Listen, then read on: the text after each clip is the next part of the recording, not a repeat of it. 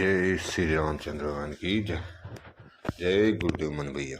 जय भगवान शिव गुरु। जय श्री गणेश भगवान की जय। परमपिता परमेश्वर की जय। श्रीमन नारायण भगवान की जय। सभी देवी शक्तियों की, ब्रह्मांड में उपस्थित सभी देवी शक्तियों की जय।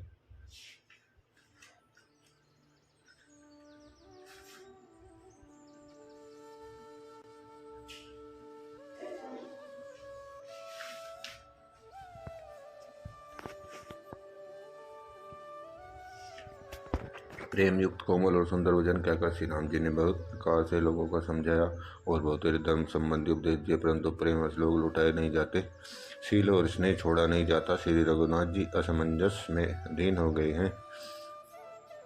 शोक और परिश्रम के मारे लोग सो गए और कुछ देवताओं की माया से उनकी बुद्धि मोहित हो गई।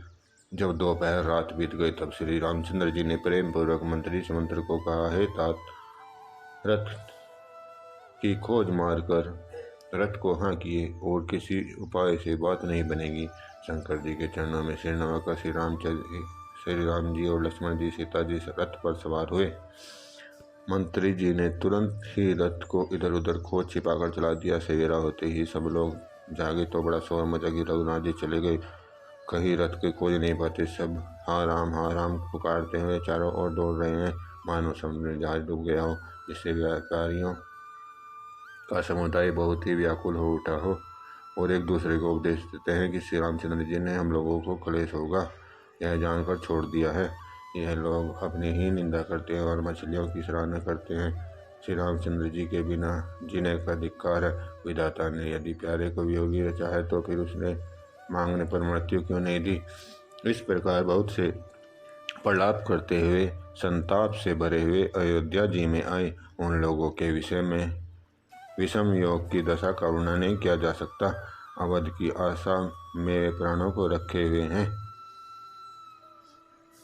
स्त्री पुरुष चंद्रमा जी के श्री रामचंद्र जी के दर्शन के लिए नियम व्रत करने लगे और ऐसे दुखी हो गए जैसे चकवा और चक्री कमल सूर्य के बिना दिन हो जाते हैं। सीता जी और मंत्री सहित दोनों भाई श्रृंगेरपुर जा पहुँचे। वहाँ गंगा जी को देखकर श्री राम जी रथ से उतर पड़े और बड़े हर्ष के साथ उन्होंने दंडवत की। लक्ष्मण जी, सुमंत्र और सीता जी ने भी प्रणाम किया। सबके साथ श्री रामचंद्र जी ने सुख पाया। गंगा जी समस्त आनंद मंगलों की मूल है। वे सब सुखों की करने वाली और सब पीड़ाओं को हरने वाली हैं। अनेक कथा प्रसंग कहते हुए श्री राम जी गंगा जी के तरंगों को देख रहे हैं। उन्होंने मंत्री को छोटे भाई और लक्ष्मण जी को प्रिया सीता को देवनदी गंगा जी की महिमा सुनाई। इसके बाद सबने स्नान किया, जिससे मार्ग का सारा श्रम दूर हो गया और पवित्र जल पीते ही मन प्रसन्न हो गया। जिनके स्मरण मात्र से महान श्रम मिट जाता हो, उनको श्रम होना ये केवल लौकिक व्यवहार ही है। शुद्ध सच्चिदानंद कंद स्वरूप सूर्य कुल के ध्वजारूप भगवान श्री रामचंद्र जी मनुष्य के दृश्य ऐसे चरित्र करते हैं जो संसार रूपी समुद्र के पार उतरने के लिए पुलक के समान है।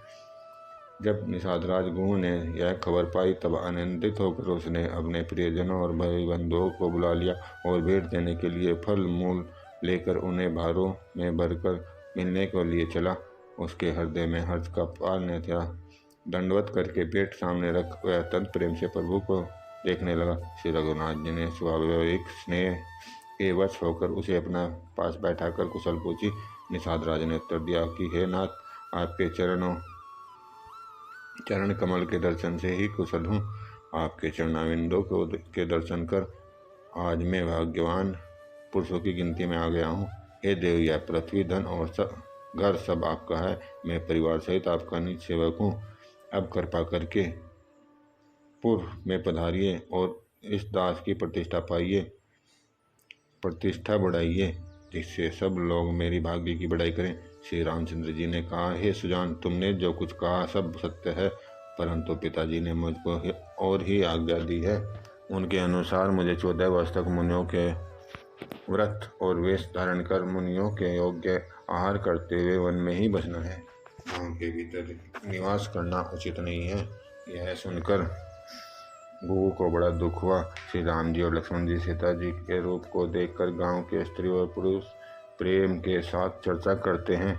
कोई कहता है, हे सखी, कहो तो वे माता पिता कैसे हैं जिन्होंने ऐसे सुंदर बालकों को वन में भेज दिया। कोई कहते हैं राजा ने अच्छा ही किया, इसी बहाने से हमें भी ब्रह्मा ने नेत्रों का लाभ दिया।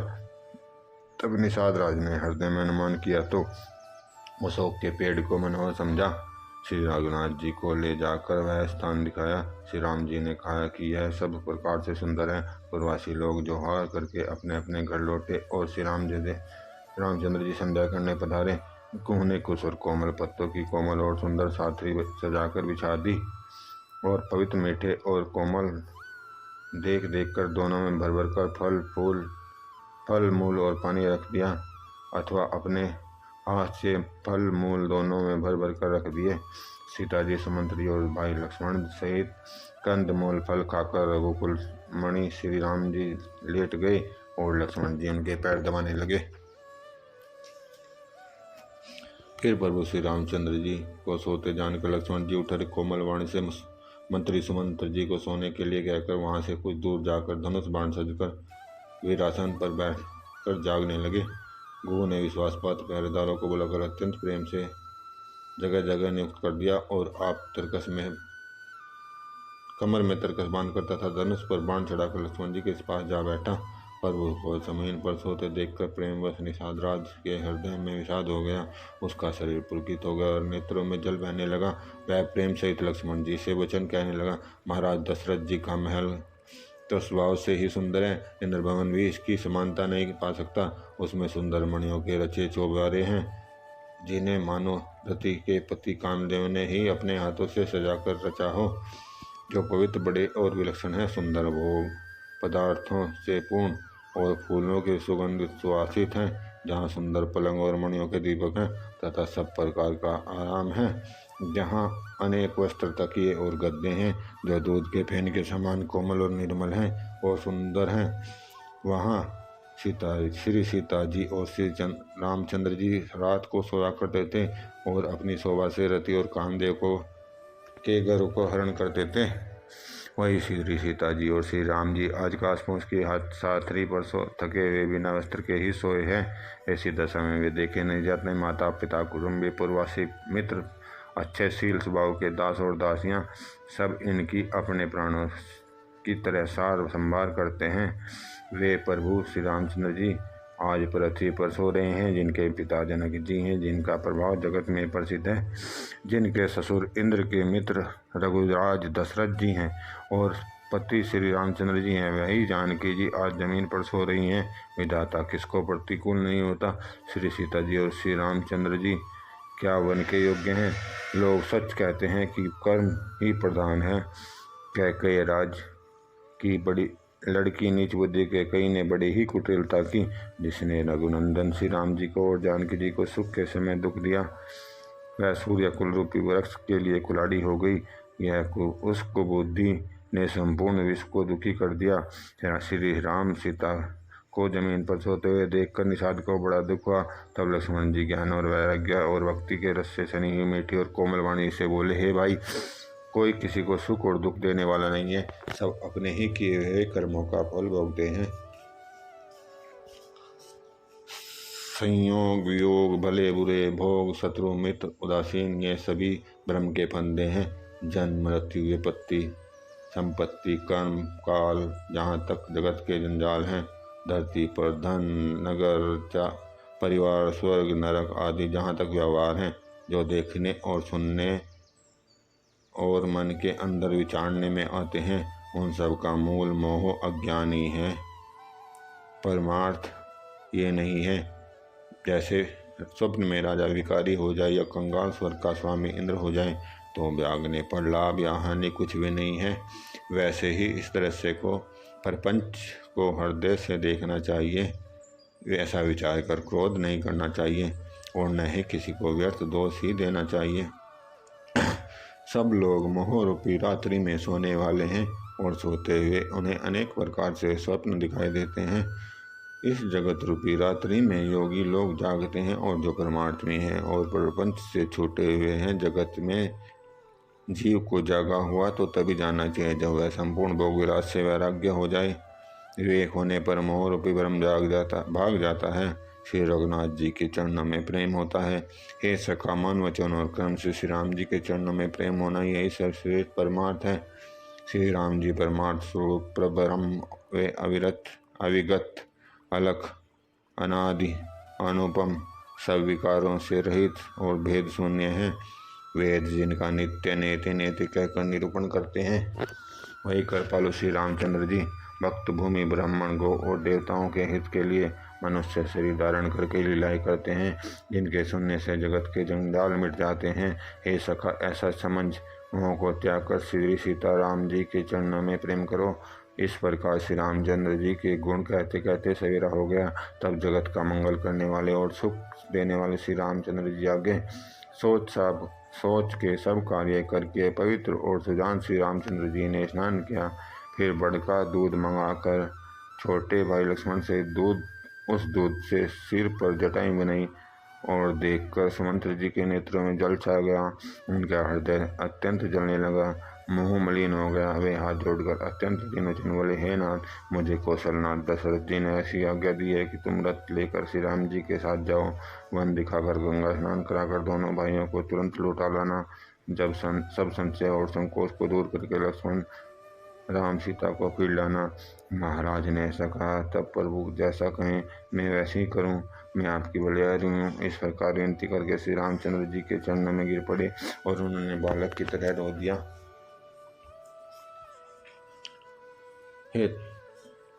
और कहा, हे तात, कृपा करके वही कीजिए जिससे अयोध्या अनाथ न हो। श्री रामचंद्र जी ने मंत्री को उठाकर धैर्य बनाते हुए समझाया कि हे तात, आपने तो धर्म के सभी सिद्धांतों को छान डाला है। श्री दधिची और राजा हरिश्चंद्र ने धर्म के लिए करोड़ों कष्ट सहे थे। बुद्धिमान राजा शांतिदेव और बलि बहुत ही संकट सहकर भी धर्म को पकड़े रहे। वेद शास्त्र पुराणों में कहा है कि सत्य के समान दूसरा धर्म नहीं है। मैंने उस धर्म को सहज ही पा लिया है। इस सत्य स्वरूपी धर्म का त्याग करने से तीनों लोकों में अपयश छा जाएगा। प्रतिष्ठित पुरुष के लिए अपयश की प्रति करोड़ों मृत्यु के समान भीषण संताप देने वाली है। हे तात, मैं आपसे अधिक क्या कहूँ। लौटकर उत्तर देने में भी पाप का भागी होता हूँ। आप जाकर पिताजी के चरण पकड़कर करोड़ों नमस्कार करके साथ ही हाथ जोड़कर विनती करिएगा कि हे तात, आप मेरी किसी बात की चिंता न करें। आप भी पिता के समान ही मेरे बड़े हितैषी हैं।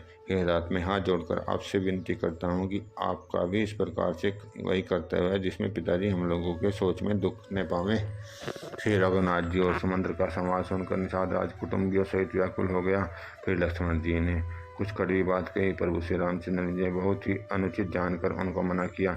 श्री रामचंद्र जी ने सकोचाकर अपनी सौगंध दिलाकर सुमंत्र जी से कहा कि आप जाकर लक्ष्मण का यह संदेश न कहिएगा। सुमंत्र ने फिर राजा का संदेश कहा कि सीता वन के क्लेश न सहेगी, अतः जिस तरह सीता अयोध्या लौटावे, तुमको श्री रामचंद्र जी को वही उपाय करना चाहिए। नहीं तो मैं बिल्कुल भी बिना सहारे के होकर वैसे ही नहीं जी पाऊंगा जैसे बिना जल के मछली नहीं जीती। सीता जी के मायके और ससुराल में सब सुख है। जब तक वह विपत्ति दूर नहीं होती तब तक वह जहाँ चाहे वहीं सुख से रहेगी। राजा ने जिस तरह विनती की है वह दीनता और प्रेम कहा नहीं जा सकता। कृपा निदान श्री रामचंद्र जी ने पिता का संदेश सुनकर सीता जी को करोड़ों प्रकार से सीख दी। तुम घर लौट जाओ तो सास ससुर गुरु प्रियजन एवं कुटुंबी सबकी चिंता मिट जाए। पति के वचन सुनकर जानकी जी कहती हैं, प्राणपति, हे परम स्नेही, हे सुनिए। हे प्रभु, आप करुणामय हैं, परम ज्ञानी हैं। कृपा करके विचार तो कीजिए, शरीर को छोड़कर छाया अलग कैसे रोकी जा सकती है। सूर्य की प्रभा सूर्य को छोड़कर कहीं जा सकती है और चांदनी चंद्रमा को त्याग कर कहाँ जा सकती है। इस प्रकार पति को प्रेममयी विनती सुनकर सीता जी मंत्री से सुहानी वाणी कहने लगी, आप मेरे पिताजी और ससुर जी के समान मेरा हित करने वाले हैं। आपको मैं बदले में उत्तर देती हूँ, यह बहुत ही अनुचित है, किंतु हे तात, मैं आर्त होकर ही आपके सम्मुख हुई हूँ, आप बुरा न मानिएगा। आर्य पुत्र के चरण कमलों में के बिना जगत में जहाँ तक नाते हैं वे सभी मेरे लिए व्यर्थ हैं। मैंने पिताजी के ऐश्वर्य की छटा देखी है, जिनके चरण रखने से चौकी से सर्व शिरोमणि राजाओं के मुकुट मिलते हैं। ऐसे पिता का घर भी जो सब प्रकार से सुखों का भंडार है, पति के बिना मेरे मन को भूलकर भी नहीं पाता। मेरे ससुर कुशल राज चक्रवर्ती सम्राट हैं, जिनका प्रभाव 14 लोकों में प्रकट है। इंद्र भी आगे होकर जिनका स्वागत करता है और अपने आधे सिंहासन पर बैठने के लिए स्थान देता है। ऐसा ससुर अयोध्या का निवास प्रिय, कुटुंबी और माताएं समान वसुएं हैं। ये कोई भी रघुनाथ जी के चरण कमलों की रजन के बिना मुझे स्वप्न में भी सुखदायक नहीं लगते। दुर्गम रास्ते, जंगली धरती, पहाड़, हाथी, सिंह, अथाह तालाब एवं नदियाँ, कोल, भील, हिरन और पक्षी प्राणपति के साथ रहते, ये सभी मुझे सुख देने वाले होंगे। अतः सास और ससुर के पांव पकड़कर मेरी ओर से विनती कीजिएगा कि वे मेरा कुछ भी सोच न करें। मैं वन में स्वभाव से ही सुखी हूँ। वीरों में अग्रण्य तथा धनुष और तरकस धारण किए मेरे प्राणनाथ और प्यारे तेवर साथ हैं। इससे मुझे न रास्ते की थकावट है, न भ्रम है और न मेरे मन में कोई दुख ही है। आप मेरे लिए भूल कर भी सोच न करें। सुमंत्र सीता जी की शीतल वाणी सुनकर ऐसे व्याकुल हो गए जैसे शाम मणि खो जाने पर नेत्रों से कुछ सूझता नहीं, कानों से सुनाई नहीं देता। वे बहुत व्याकुल हो गए, कुछ कह नहीं सकते। श्री रामचंद्र जी ने उनका बहुत प्रकार से समाधान किया तो भी उनकी छाती ठंडी न हुई। साथ ही चलने के लिए मंत्री जी ने अनेक यत्न किए, पर रघुनंदन श्री राम जी यथोचित उत्तर देते गए। श्री राम जी की आज्ञा मिटी नहीं जा सकती, कर्म की गति कठिन है, उस पर कुछ भी वश नहीं चलता। श्री राम, लक्ष्मण और सीता जी के चरणों में सिर नवाकर समुद्र इस तरह लौटे जैसे कोई व्यापारी अपना मूलधन गंवा कर लौटे। सुमंत्री ने रथ को हाँका। घोड़े श्री रामचंद्र जी की ओर देख देख कर हिनहिनाते हैं।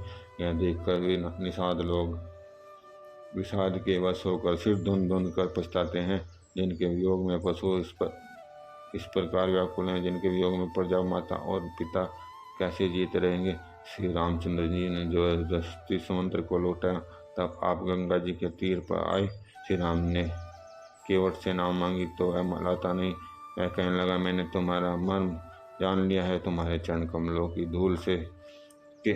धूल के लिए सब लोग कहते हैं कि वह मनुष्य बना देने वाली कोई जड़ी है, जिससे छूते पत्थर की शिला सुंदर स्त्री हो गई। मेरी नाव तो काठ की है, काठ पत्थर से कठोर तो होता नहीं। मेरी नाव भी मुनि की स्त्री हो जाएगी और इस प्रकार मेरी नाव उड़ जाएगी तो मैं लुट जाऊंगा, अथवा रास्ता रुक जाएगा जिससे आप पार न हो सकेंगे और मेरी रोजी मारी जाएगी। मेरी कमाने खाने की राह भी मारी जाएगी। मैं तो इसी नाव के सारे परिवार का पालन पोषण करता हूँ, दूसरा कोई धंधा नहीं जानता। हे प्रभु, यदि तुम अवश्य ही पार जाना चाहते हो तो मुझे पहले अपने चरण कमल पखाड़ने के लिए कह दो। हे नाथ, मैं चरण कमल धोकर आप लोगों को नाव पर चढ़ा लूँगा। मैं आपसे कुछ चतुराई नहीं चाहता। हे राम, मुझे आपकी दुआई और दशरथ जी की सौगंध है, मैं सब सच सच कहता हूँ। लक्ष्मण भले ही मुझे तीर मारे, पर जब तक मेरे पैरों को पकड़ न लूँगा तब तक हे तुलसीदास जी के नाथ, हे कृपालु, मैं पार नहीं उतारूँगा। केवट के प्रेम में लपटे हुए अटपटे वचन सुनकर कुणावदान श्री रामचंद्र जी और जनक जी, जानकी जी और लक्ष्मण जी की ओर देख कर हंसे। कृपा के समुद्र श्री रामचंद्र जी केवट के मुस्कुरा कर बोले, हे भाई, तू वही कर जिससे तेरी नाव न जाए। जल्दी पानी ला और पैर धो ले, देर हो रही है, पार उतार दे। एक बात जिनका नाम सुन करते ही मनुष्य अपार भवसागर पार उतर रह जाते हैं, और जिन्होंने जगत को 3 पग से ही छोटा कर दिया था, वही कृपालु श्री रामचंद्र जी केवट का निहोरा कर रहे हैं। प्रभु के इन वचनों को सुनकर गंगा जी की बुद्धि मोह से खिंच गई कि वे साक्षात भगवान होकर भी पार उतरने के लिए केवट का निहोरा कैसे कर रहे हैं। परंतु समीप आने पर अपनी उत्पत्ति के स्थान पद नखों को देख करते ही देवनरी गंगा जी हर्षित हो गई। वे समझ गए कि भगवान नरलीला कर रहे हैं। उनसे मोह नष्ट हो गया और उनके चरणों का स्पर्श प्राप्त करके मैं धन्य होंगी, यह विचार कर वे हर्षित हो गए। केवट श्री रामचंद्र जी की आज्ञा पाकर कटोते में जल भर कर ले आया।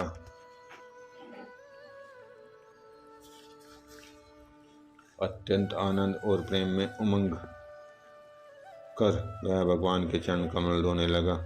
तब देवता फूल बरसाकर सियाने लगे और इसके समान पुण्य की राशि कोई नहीं है। चरणों को धोकर और सारे परिवार से स्वयं जल को पीकर पहले महान पुण्य के द्वारा अपने पितरों का भवसागर पार कर फिर आनंद पूर्वक प्रभु श्री रामचंद्र जी के गंगा पार ले गया। निषाद राज और लक्ष्मण सहित सीता जी और श्री राम जी उतरकर गंगा जी की रेत में खड़े हो गए। तब एक केवट ने उतार कर दंडवत की। उनको दंडवत करते देखकर प्रभु संकोच हुआ कि उसको कुछ दिया नहीं। पति के हृदय की जानने वाली सीता जी ने आनंद भरे मन से अपनी रतन जडित अंगूठी उतारी। कृपालु श्री रामचंद्र जी ने केवट से कहा, नाव की उतराई लो। केवट ने व्याकुल होकर चरण पकड़ लिए। उसने कहा, हे नाथ, आज मैंने क्या नहीं पाया। मेरे दोष, दुख और दरिद्रता की आज आग बुझ गई। मैंने बहुत समय तक मजदूरी की, विधाता ने आज बहुत अच्छी भरपूर मजदूरी दे दी। हे नाथ, हे दीनदयाल, आपकी कृपा से अब मुझे कुछ नहीं चाहिए। लौटती बार आप मुझे जो कुछ देंगे वह प्रसाद में सिर पर चढ़ कर लूँगा। श्री राम जी और लक्ष्मण जी और सीता जी बहुत आग्रह किया, पर केवल कुछ नहीं लेता। तब करुणा के धाम भगवान श्री रामचंद्र जी ने निर्मल भक्ति का वरदान देकर उसे विदा किया। फिर रघुकुल के स्वामी श्री रामचंद्र जी ने स्नान करके पार्थिव पूजा की और शिव जी को सिर नवाया। सीता जी ने हाथ जोड़कर गंगा जी से कहा, हे माता, मेरा मनोरथ पूरा कीजिए, जिससे मैं पति और देवर के साथ कुशलतापूर्वक लौट आकर तुम्हारी पूजा करूं। सीता जी की प्रेम से सनी हुई विनती सुनकर तब गंगा जी ने निर्मल जल से श्रेष्ठ वाणी हुई, हे रघुवीर की प्रियतमा जानकी, सुनो, तुम्हारा प्रभाव जगत में किसे मालूम नहीं। तुम्हारी कृपा दृष्टि से देखते ही लोकपाल हो जाते हैं। सब सिद्धियां हाथ जोड़े तुम्हारी सेवा करती हैं। तुमने जो मुझको बड़ी विनती सुनाई, यह तो मुझ पर कृपा की और मुझे बढ़ाई दी है। तो भी हे देवी, मैं अपनी वाणी सफल होने के लिए तुम्हें आशीर्वाद दूंगी। तुम अपने प्राणनाथ और देव सहित कुशलतापूर्वक अयोध्या लौटोगी। तुम्हारी सारी मन कामनाएं पूरी होंगी और तुम्हारा सुंदर यश जगत भर में छा जाएगा।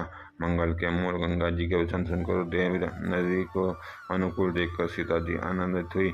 तब प्रभु श्री रामचंद्र जी ने निषाद राजगुरु से कहा है कि हे भैया, अब तुम घर जाओ। यह सुनते ही उसका मुख सूख गया और हृदय में दाह उत्पन्न हो गया। गु हाथ जोड़कर दीनवचन बोला, हे रघुकुल श्रेणी, मेरी वंदन सुनिए। हे नाथ, आपके साथ रहकर रास्ता दिखा कर 4 दिन चरणों की सेवा करके, हे रघुनाथ, जिस वन में आप जाकर रहेंगे वहाँ मैं सुंदर पर्ण कुटी बना दूंगा। तब मुझे आप जैसे आज्ञा देंगे। मैं रघुवीर की दुआई है, मैं वैसा ही करूँगा। उसके स्वाभाविक प्रेम को देखकर श्री रामचंद्र जी ने उसको साथ ले लिया। इससे गु के हृदय में बड़ा आनंद हुआ। फिर गु ने अपनी जाति के लोगों को बुला लिया और उनका संतोष करा के तब उनको विदा किया। तब प्रभु श्री राम रघुनाथ जी ने गणेश जी और शिव जी का स्मरण करके तथा गंगा जी को मस्तक नवाकर सखा निषाद राज, छोटे भाई लक्ष्मण जी और सीता जी सहित उनको चले। उस दिन पेड़ के नीचे निवास हुआ लक्ष्मण जी और सखा गो ने सब सुव्यवस्था कर दी। प्रभु श्री रामचंद्र जी ने सवेरे प्रातः काल की सब क्रियाएं करके जाकर तीर्थों को राजा प्रयाग के दर्शन किए। उस राज्य का सत्य मंत्री है, श्रद्धा प्यारी स्त्री है। श्री वेणी माधव जी सरी के हितकारी मित्र हैं। 4 पदार्थों से भंडार भरा है। वह पुण्य में प्रांति उस राजा का सुंदर वेश है। प्रयाग क्षेत्र ही दुर्गा मजबूत और सुंदर गढ़ है, जिसके स्वप्न में भी शत्रु नहीं पा सके। संपूर्ण तीर्थ ही इसके श्रेष्ठ और वीर सैनिक हैं, जो पाप की सेना को कुचल डालने वाले और बड़े रणधीर हैं। गंगा और यमुना सरस्वती का संगम ही उसका अत्यंत सुशोभित सिंहासन है। अक्षय वट छत्र है और मुनियों के भी मन को मोहित कर लेता है।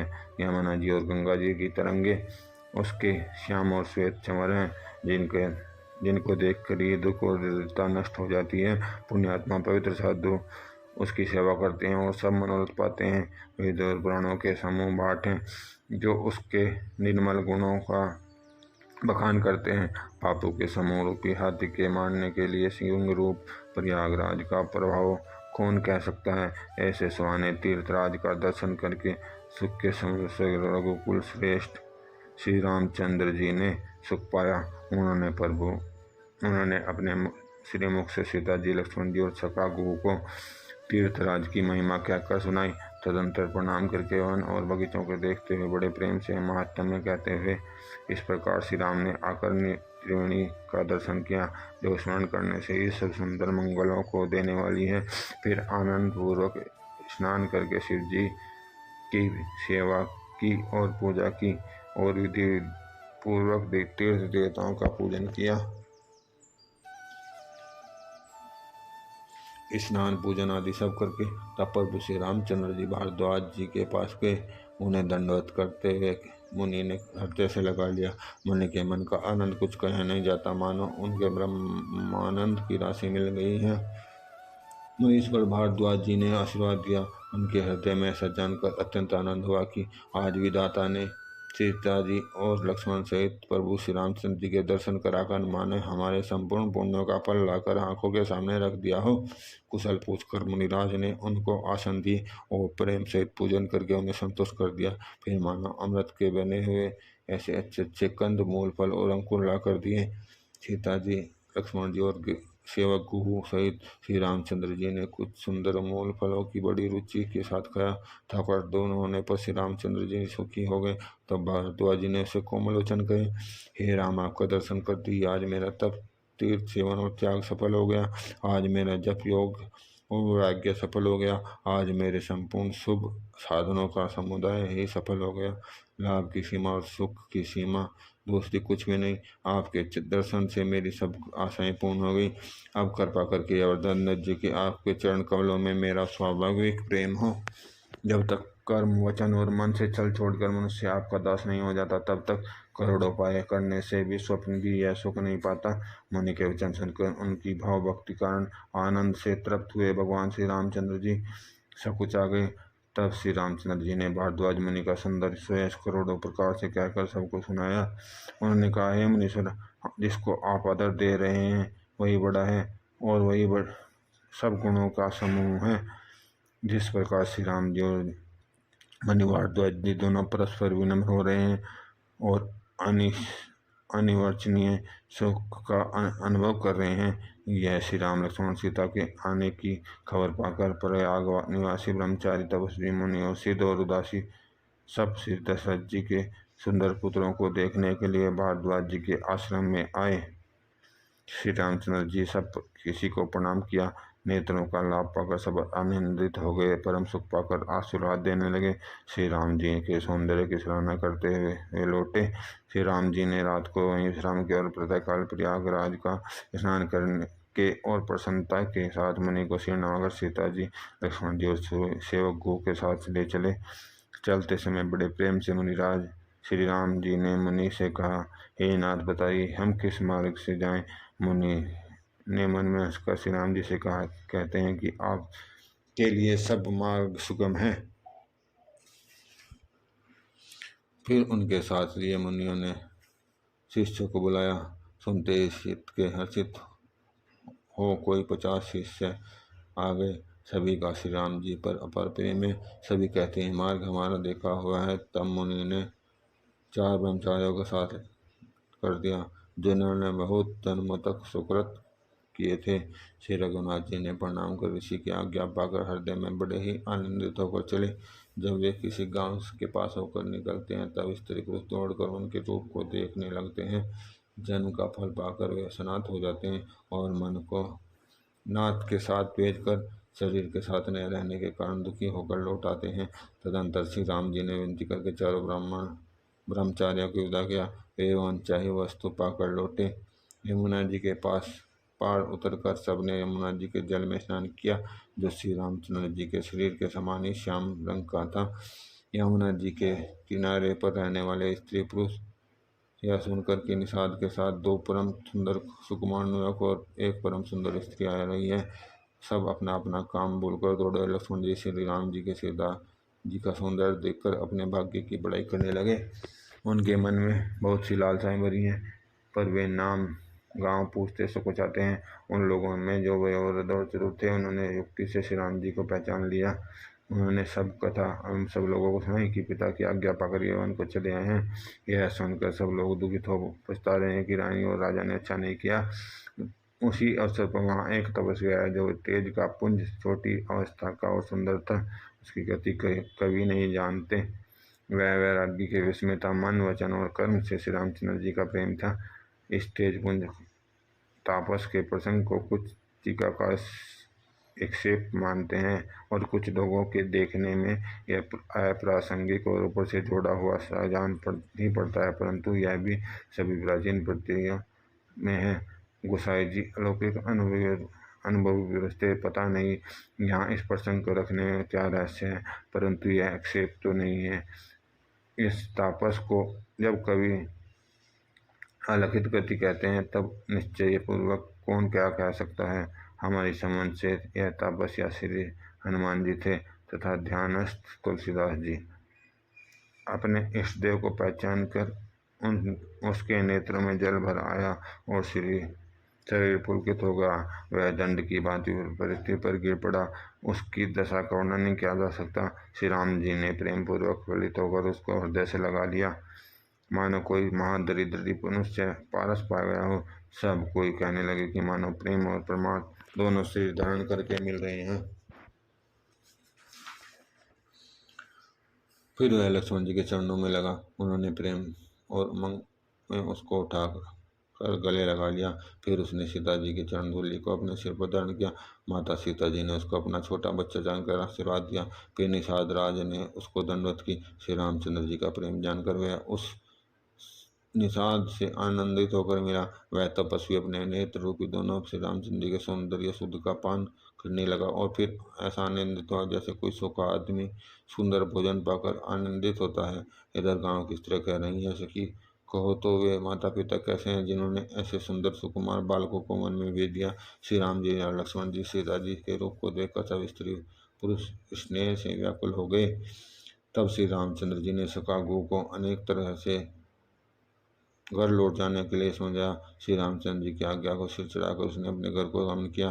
फिर सीता जी सहित श्री राम जी और लक्ष्मण जी ने हाथ जोड़कर यमुना जी को पुनः प्रणाम किया और सूर्य कन्या यमुना जी की बड़ाई करते हुए सीता जी सहित दोनों भाई प्रसन्नता पूर्वक आगे चले। रास्ते में जाते हुए उन्हें अनेकों यात्री मिलते हैं। वे दोनों भाइयों को देखकर उनके प्रेम पूर्वक कहते हैं कि तुम्हारे सब अंगों में राजहीन देखकर हमारे हृदय में बड़ा सोच होता है। ऐसे राजचिन्हों के होते हुए भी तुम लोग रास्ते में पैदल ही चल रहे हो। इसे हमारी समझ में आता है कि ज्योतिष शास्त्र झूठा ही है। भारी जंगल और बड़े बड़े पहाड़ों का दुर्गम रास्ता है। इस पर तुम्हारे साथ सुकुमार स्त्री है। हाथियों और सिंगों से भरा यह भयानक वन देखा तो नहीं जाता। यदि आज्ञा हो तो हम साथ चलें। आप जहाँ तक जाएंगे वहाँ तक पहुँचाकर फिर आपको प्रणाम करके हम लौट आएंगे। इस प्रकार वे यात्री प्रेमवश पुलकित शरीर हो और नेत्रों में जल भरकर पूछते हैं, किंतु कृपा के समुद्र श्री रामचंद्र जी कोमल वैन युक्त वचन कहकर उन्हें लौटा देते हैं।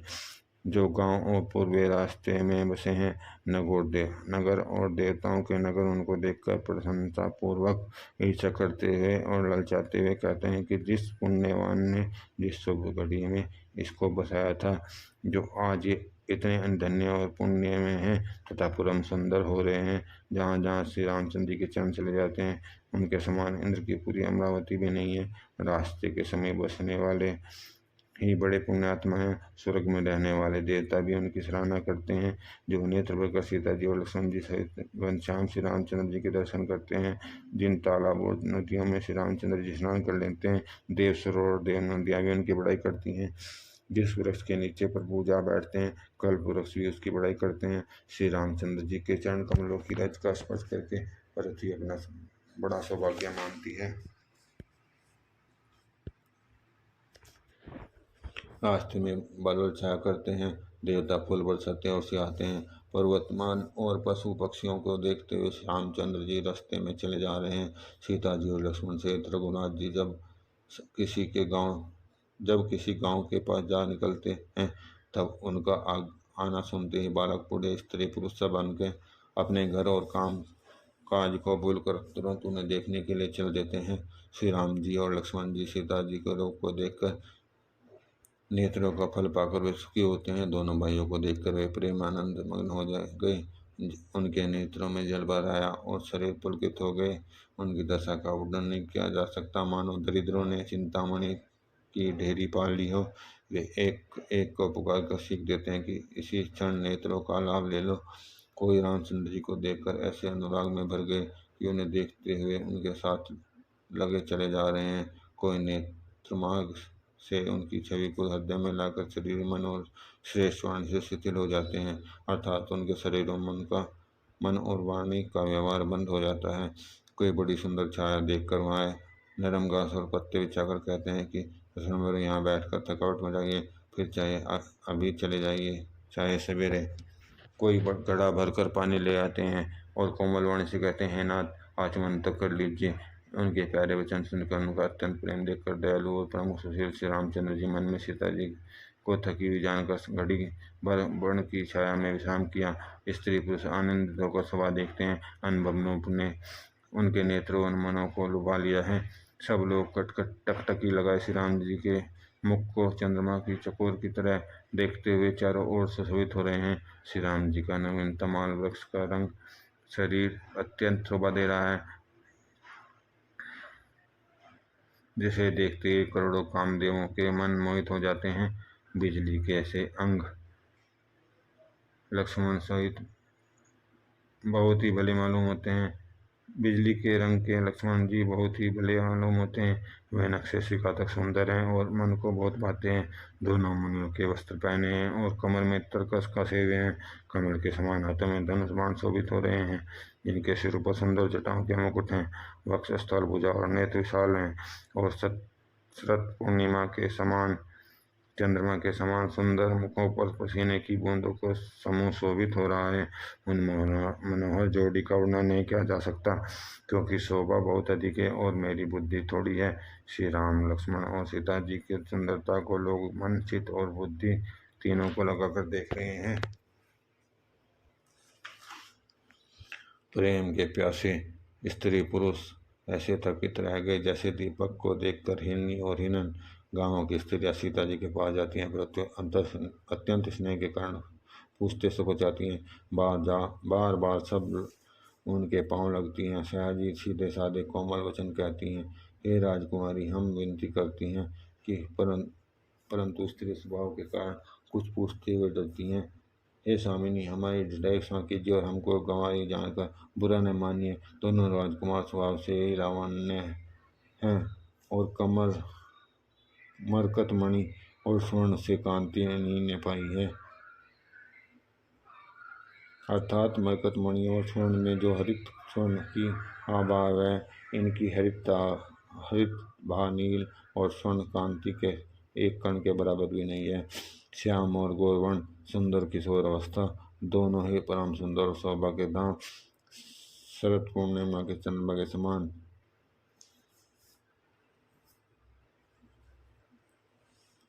इनके सुख और शरद ऋतु के कमल के समान इनके नेत्र हैं। हे सुमुखी, कहो तो अब इतनी सुंदरता के से करोड़ों कामदेव को ले जाने वाले ये तुम्हारे कौन हैं? उनके ऐसी प्रेममय सुंदर वाणी सुनकर सीता जी सकुचा गई और मन ही मन बहुत मुस्कुराई। उत्तम वर्ण वाली सीता जी उनको देखकर पृथ्वी की ओर देखती हैं। वे दोनों और कोस से सकुचा रही हैं, अर्थात बताने में ग्राम की स्त्रियों को दुख होने का संकोच है और बताने में लज्जा रूप संकोच है। हिरण के बच्चे के सदृश नेत्र वाली और कोकिल की शिवानी वाली सीता जी सकुचा कर प्रेम सहित मधुर वचन बोली, ये जो सहज स्वभाव, सुंदर और गोरे शरीर के हैं, उनका नाम लक्ष्मण है। ये मेरे छोटे देवर हैं। और फिर सीता जी ने लज्जावश अपने चंद्रमुख को आंचल से ढककर और प्रियतम की ओर निहार कर भौहें टेढ़ी करके खंजन पक्षी के सुंदर नेत्रों को तिरछा करके सीता जी ने इशारे से कहा कि ये श्री रामचंद्र जी मेरे पति हैं। यह जानकर गांव की युवतियां, स्त्रियां इतनी अंधे मानो कंगालों ने धन की राशियां लूट ली हों। वे अत्यंत प्रेम से सीता जी के पैरों पड़कर बहुत प्रकार से आशीष देती हैं, शुभकामना करती हैं कि सब जब तक शेष जी के सिर पर बची रहे तब तक तुम सदा सुहागिन बनी रहो और पार्वती जी के समान अपने पति की प्यारी हो। हे देवी, हम पर कृपा न छोड़ना, बनाए रखना। हम बार बार हाथ जोड़कर विनती करती हैं, जिससे आप फिर इसी रास्ते लौटें और हमें अपनी दासी जानकर दर्शन दे। सीता जी ने उन सबको प्रेम की प्यासे देखा और मधुर वचन कहकर उनका भली भांति संतोष किया, मानो चांदनी के कुमुदनियों को खिलाकर पुष्ट कर दिया हो।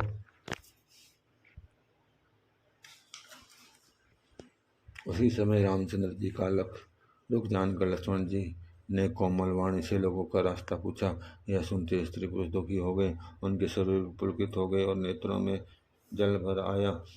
उनका आनंद मिट गया और मन में ऐसे उदास हो गए मानो विधाता ने दी हुई संपत्ति छीन लेता हो। कर्म की गति समझकर उन्होंने धैर्य धारण किया और अच्छी तरह से निर्णय करके सुगम मार्ग बता लिया। तब लक्ष्मण जी और जानकी जी सहित रघुनाथ ने वन को गमन किया और सब लोगों को प्रिय वचन कहकर लौटाया, किंतु उनके मनों को अपने साथ ही लगा लिया। लौटते हुए वे स्त्री पुरुष बहुत ही पछताते हैं और मन ही मन देव को दोष देते हैं। परस्पर विषाद के साथ कहते हैं कि विधाता के सभी काम उल्टे हैं। वह विधाता बिल्कुल निरंकुश, निर्दय और निडर है, जिसके ने चंद्रमा को रोगी और कलंकी बनाया, कल्पवृक्ष के पेड़ और समुद्र को खारा बनाया। उसी ने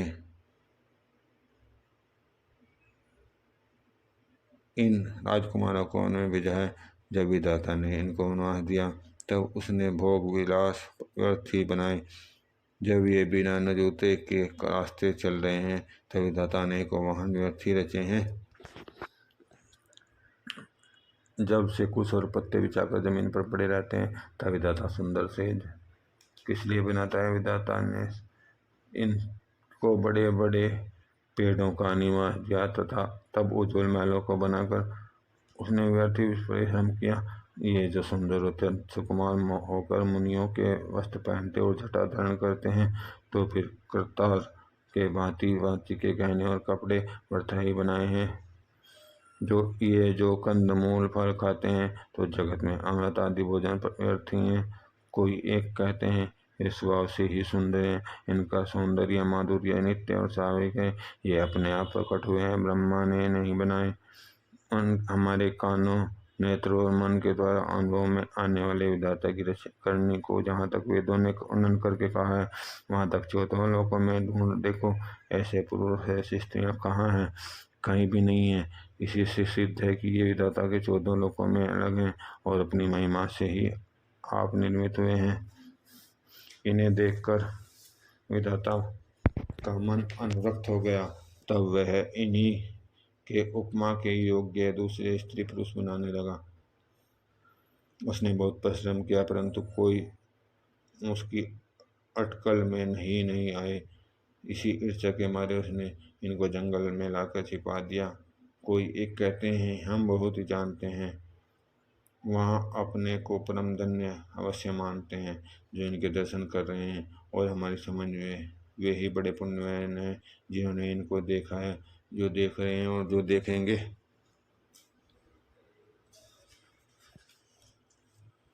इस प्रकार प्रिय वचन कहकर सब नेत्रों में जल भर लेते हैं और कहते हैं कि ये अत्यंत सुकुमार शरीर वाले मार्ग में कैसे चलेंगे।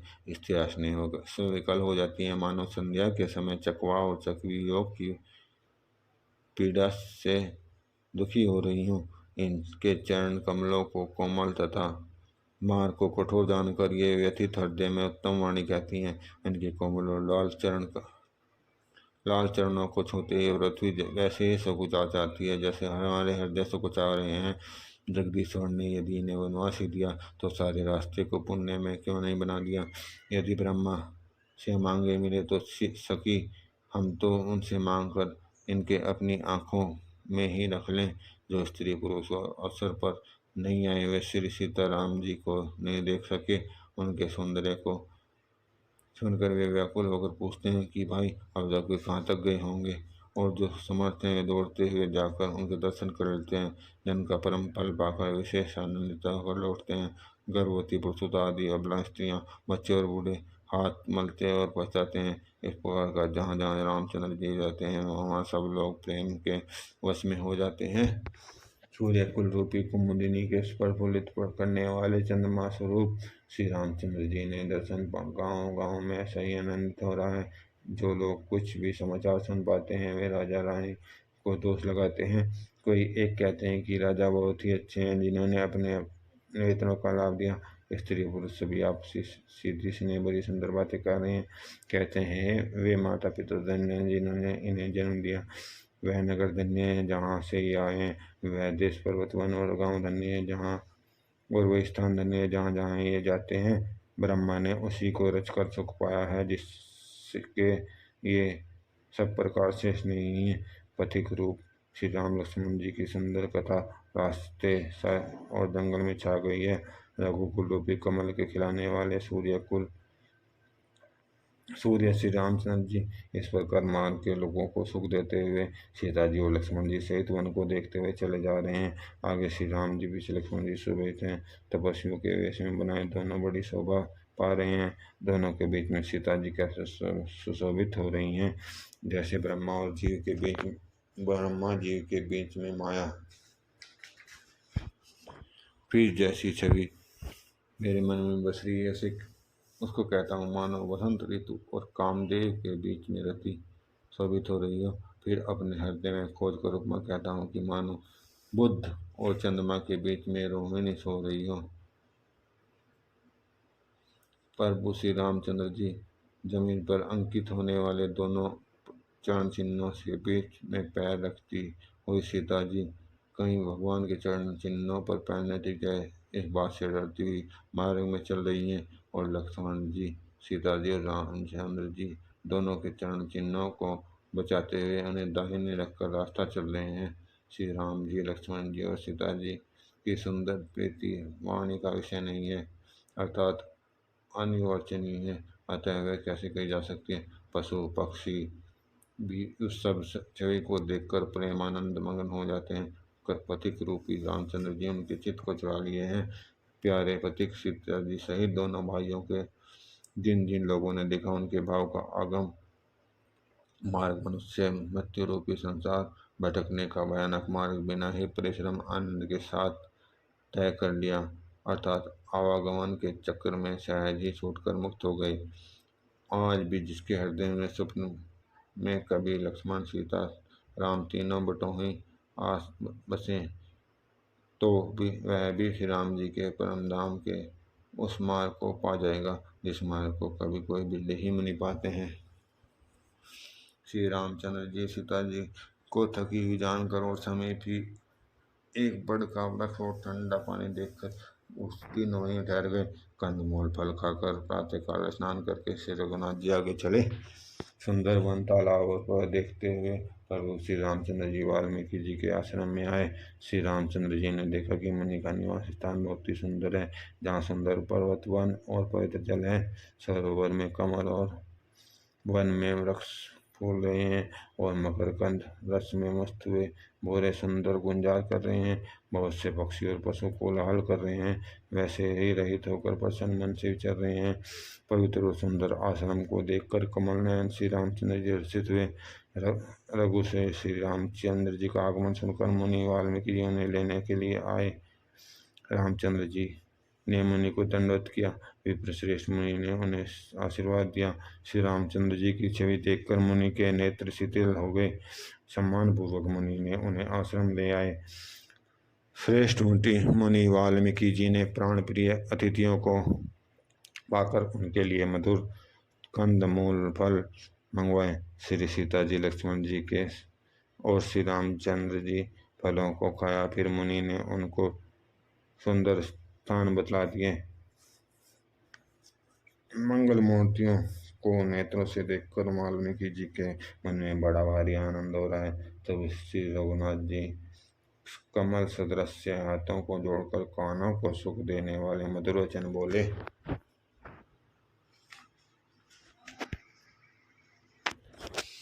हे मुनिनाथ, आप त्रिकालदर्शी हैं, संपूर्ण हिसाब के लिए हथेली पर रखे हुए बेर के समान है। हे प्रभु श्री रामचंद्र जी ने ऐसा कहकर फिर जिस जिस प्रकार से रानी की कई ने वनवास दिया वह सब कथा विस्तार से सुने और कहा, हे प्रभु, पिता की आज्ञा, माता का हित और भरत जैसे स्नेह, धर्मात्मा भाई का राजा होना, फिर मुझे आपके दर्शन आना, सब मेरे पुण्यों का प्रभाव है।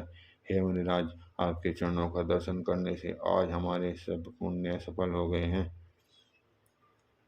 अब जहाँ आपकी आज्ञा हो और जहाँ कोई मुनि उद्वेग को प्राप्त न हो, क्योंकि जिनसे मुनि और तपस्वी दुख पाते हैं, वे राजा बिना अग्नि के ही अपने दुष्ट कर्मों से ही जलकर भस्म हो जाते हैं। ब्राह्मणों को संतोष सब मंगलों की जड़ है, और भूदेव ब्राह्मणों का क्रोध करोड़ों कुलों का भस्म कर देता है।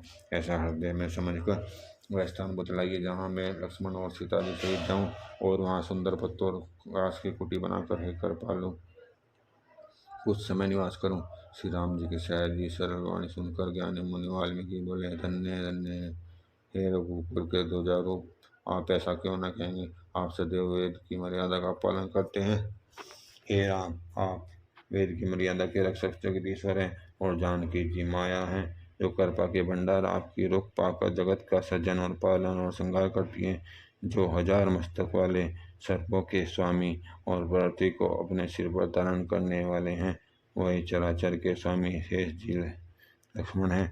देवताओं के कार्य के लिए आपका राजा का शरीर धारण करके दुष्ट राक्षसों की सेनाओं का नाश करने के लिए चले हैं।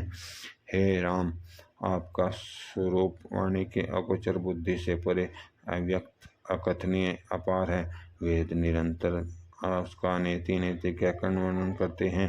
हे राम, जगत दृश्य है, आप उसको देखने वाले हैं। आप ब्रह्मा विष्णु और शंकर को भी नचाने वाले हैं, जब वे भी आपके मर्म को नहीं जानते। और कौन कौन आपको जानने वाला है, वही आपको जानता है, जिसे आप जना दें, और जानते ही वह आपका ही स्वरूप बन जाता है। हे रघुनंदन, हे भक्तों के हृदय के शीतल करने वाले चंदन, आपकी भी कृपा से भक्त को आप जान पाते हैं। आपकी ही कृपा से भक्त आपको जान पाते हैं। आपकी देह चिदानंद में है। यह प्रकृतिजन्य पंच महाभूतों की बनी हुई कर्म बंधन युक्त त्रिदेह विशिष्ट माहिक नहीं है, और उत्पत्ति नाश वृद्धि क्षय आदि सब विकार से रहित है।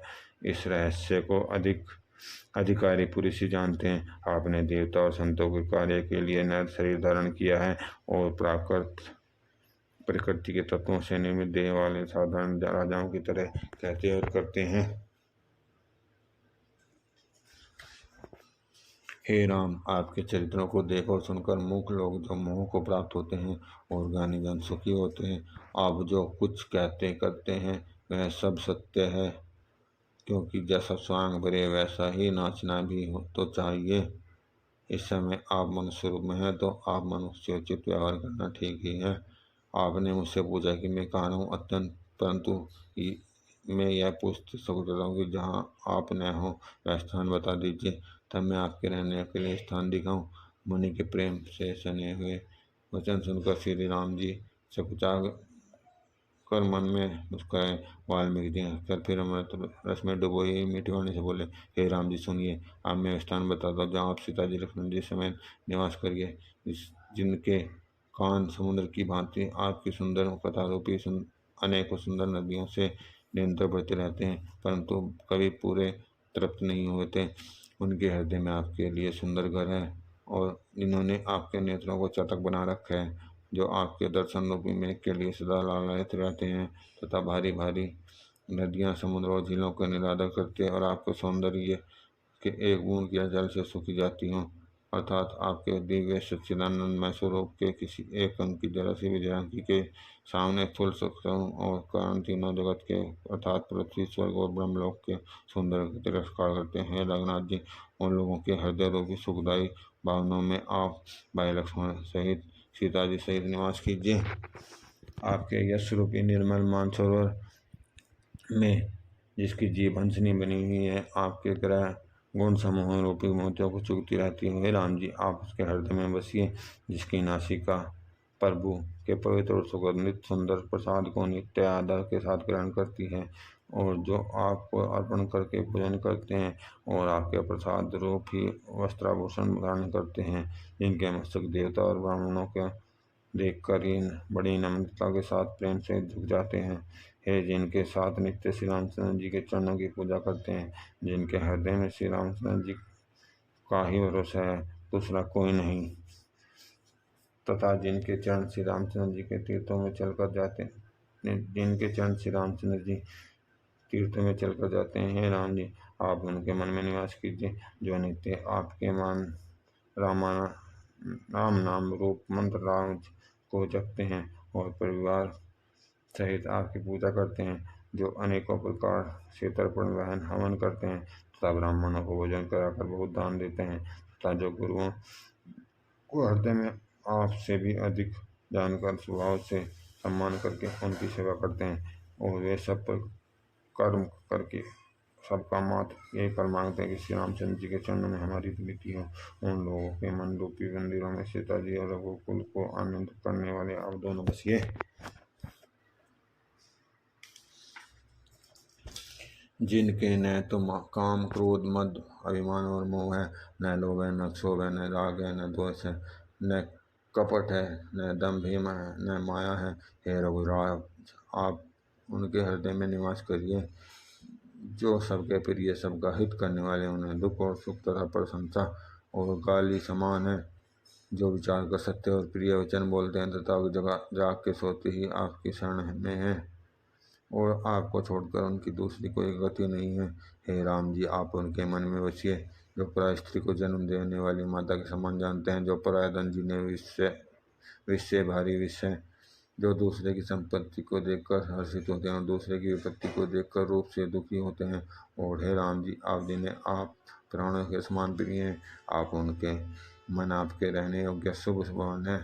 हे तात, जिनके स्वामी सखा पिता माता और गुरु सब कुछ आप ही हैं, उनके मन रूपी मंदिर में सीता सहित आप दोनों भाई निवास कीजिए, जो अवगुणों को छोड़कर सबके गुणों को ग्रहण करते हैं, ब्राह्मण और गौ के लिए संकट सहते हैं, नीति निपुणता में जिनकी जगत में मर्यादा है, उनका सुंदर मन आपका घर है, जो गुणों को आपका और दोषों को अपना समझता है, जिसे सब प्रकार से आपका ही भरोसा है और राम भक्त जिसे प्यारे लगते हैं, उसके हृदय में आप सीता सहित निवास कीजिए। जाति पाति धन धर्म बड़ाई प्यार परिवार सुख देने वाला घर सबको छोड़कर जो केवल आपको ही हृदय में धारण किए रहते हैं, हे रघुनाथ जी, आप उनके हृदय में रहिए। स्वर्ग नरक मोक्ष जिसकी दृष्टि में समान है, क्योंकि वह जहाँ तहाँ केवल धनुष बाण लिए आपको ही देखता है और जो कर्म से वचन से और मन से आपका दास है, हे राम जी, आप उसके हृदय में डरा कीजिए, जिसको कभी कुछ भी नहीं चाहिए, जिसका आपसे स्वाभाविक प्रेम है, आप उसके मन में निरंतर निवास कीजिए। वह आपका अपना घर है।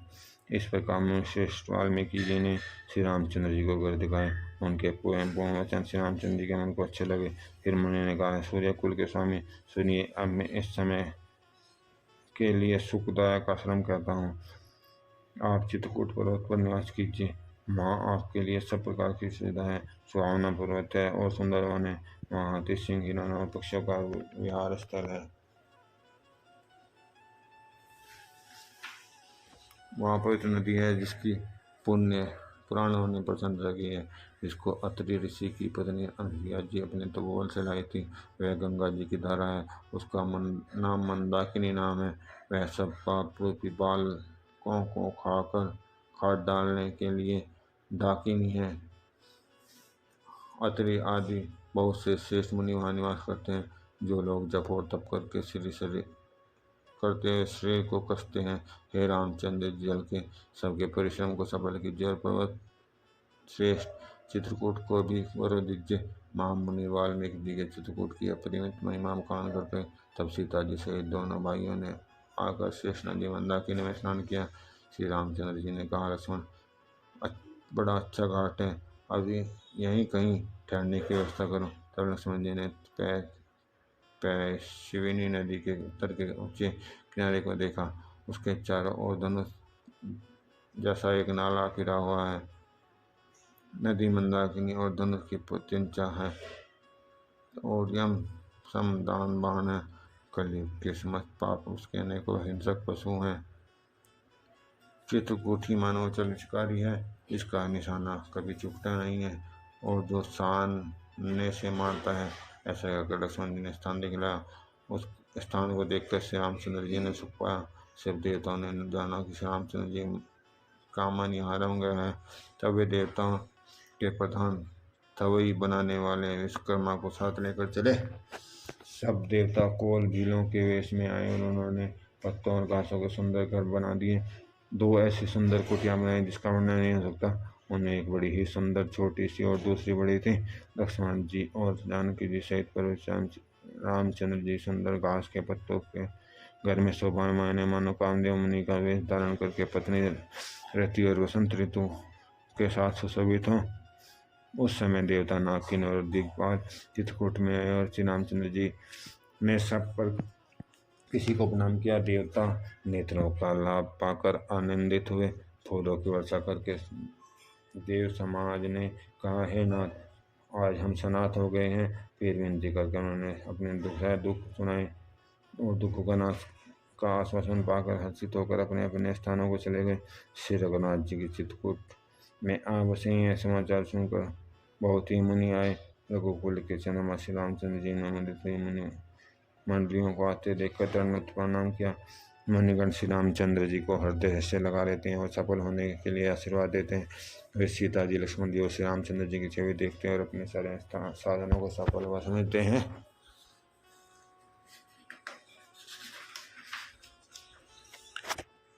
प्रभु श्री रामचंद्र जी ने यथा योग्य सम्मान करके मुनि मंडली को विदा किया। श्री रामचंद्र जी के आ जाने से वे सब अपने अपने आश्रम में सब स्वतंत्रता के साथ योग जप और तप करने लगे। यह श्री रामचंद्र जी के आगमन का समाचार सब कोल बिलों ने पाया